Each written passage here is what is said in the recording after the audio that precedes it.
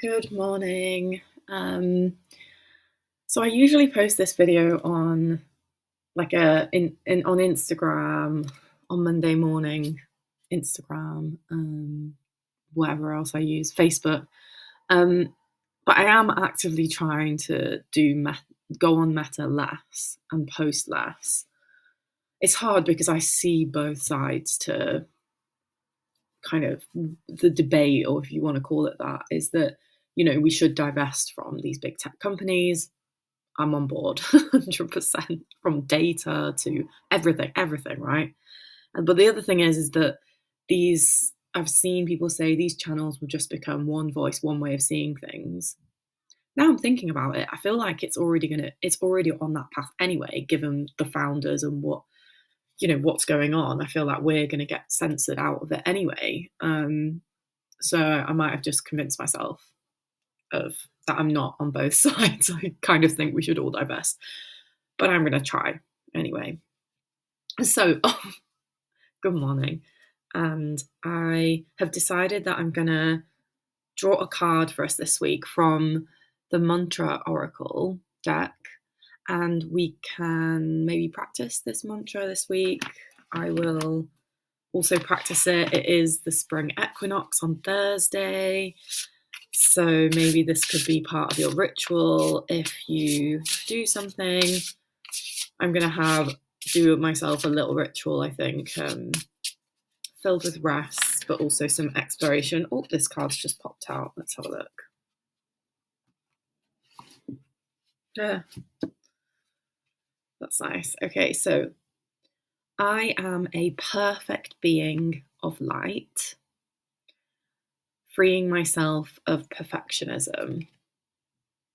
I am a perfect being of light, freeing myself from perfectionism. And I have been thinking a lot about, in yoga philosophy, I can't do two things at once, so I'm going to find the page first. Give me a moment. What's it called? So some of these mantras are in Sanskrit, some of them are in English. It's quite nice, really. I don't think there's quite enough information about the Sanskrit or other languages, because I had to look up what language is this in this little book. But it's only a little book, so it can inspire us to keep researching. Okay, let's read this. Let's see if it resonates. So the full affirmation or mantra is, I am a perfect being of light. I have the power to live my life. Why strive for perfection when you are already perfect as you are?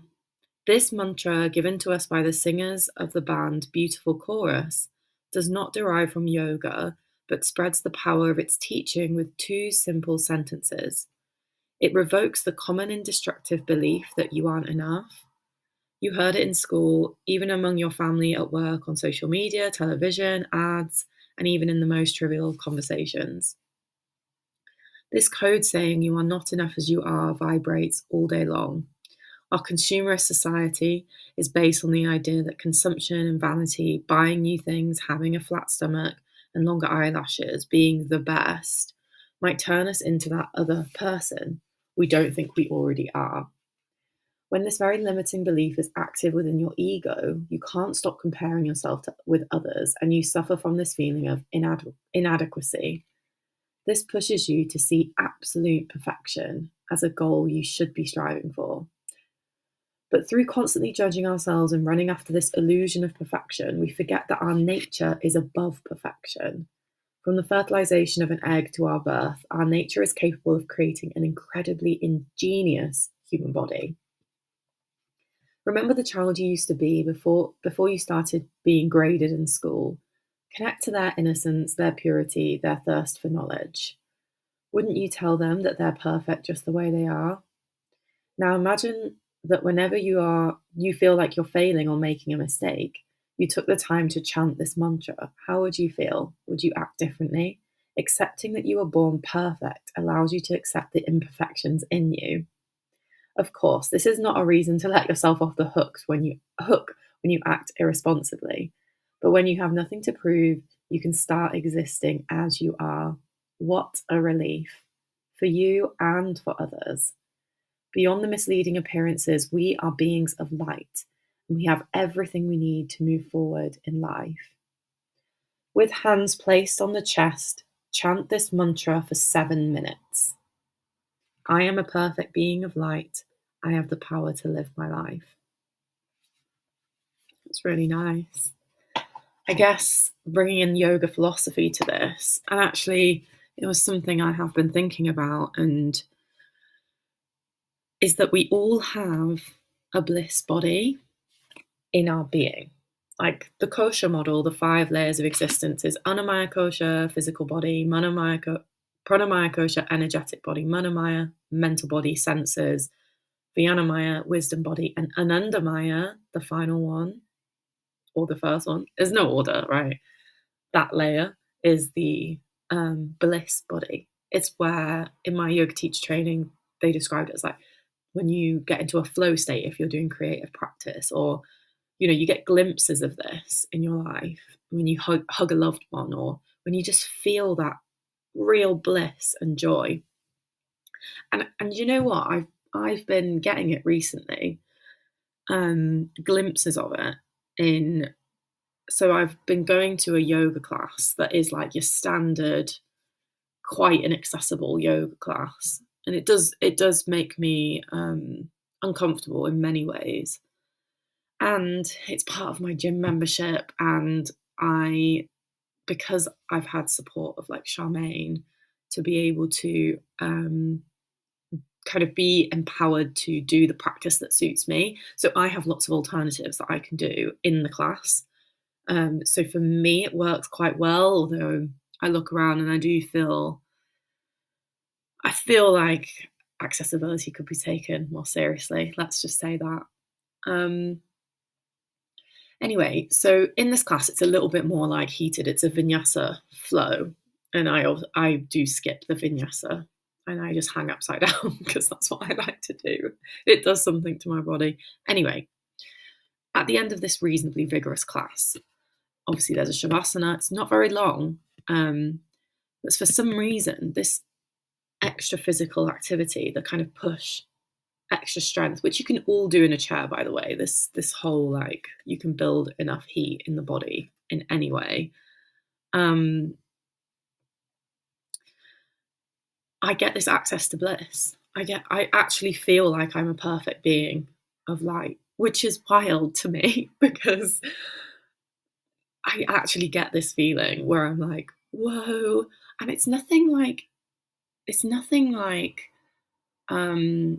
nothing like what I would expect, but just like the absolute joy of being in a human body on this planet, and like this bliss feeling that I'm just like, this is really cool. This is so cool that I'm here and lying down and I'm feeling all these body sensations, and it's pretty awesome. So I've kind of experienced this feeling.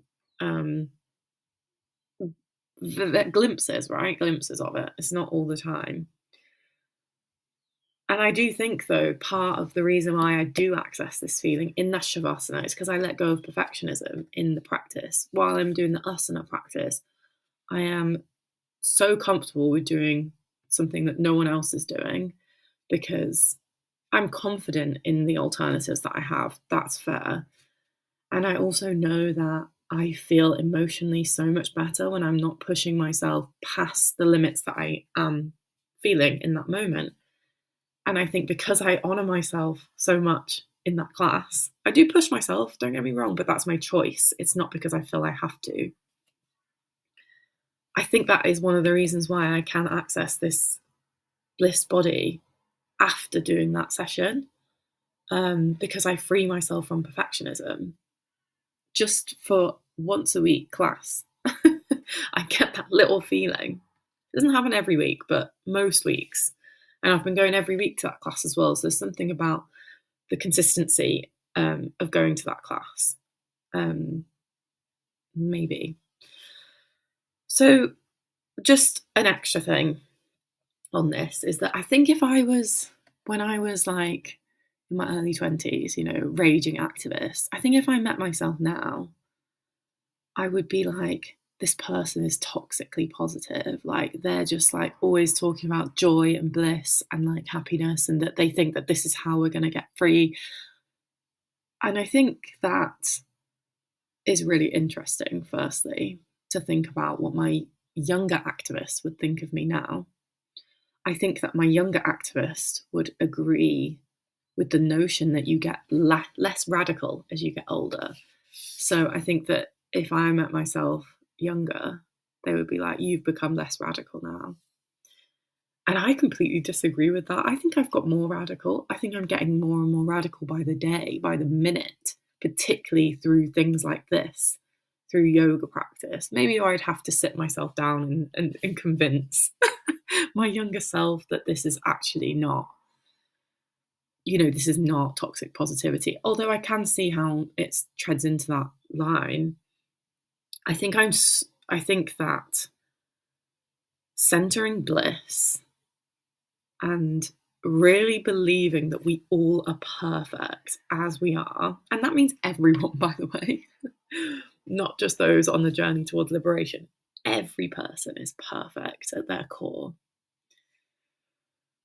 I'm not even sure I feel comfortable saying that fully, but I'm nearly there. I think I'm heading my way there. That everyone is perfect. Everyone has access to bliss. And like that to me is so radical, because even in the most violent of situations, that is not taken away from us. It is to some extent, and we can practice to regain that power, to regain, I don't really like using the word power, but to regain that access to bliss. Maybe I do sound a bit toxically positive. And I think that I am trying at the moment to find ways to articulate this that doesn't negate trauma people, because that's the one thing that I never understood about Buddhism before, was like, I still struggle with it.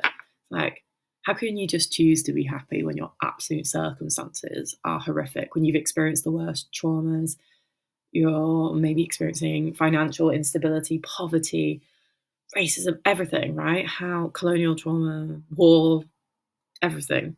How can you choose to be happy? And I think that my body understands it. I have a deep knowing. I'm like, they're onto something. Whether I can articulate fully how it all lands, I'm not sure yet.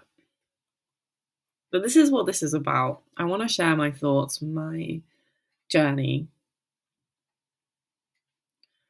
and not just when I've understood it. So, just for one more time, I am a perfect being of light, freeing myself of perfectionism.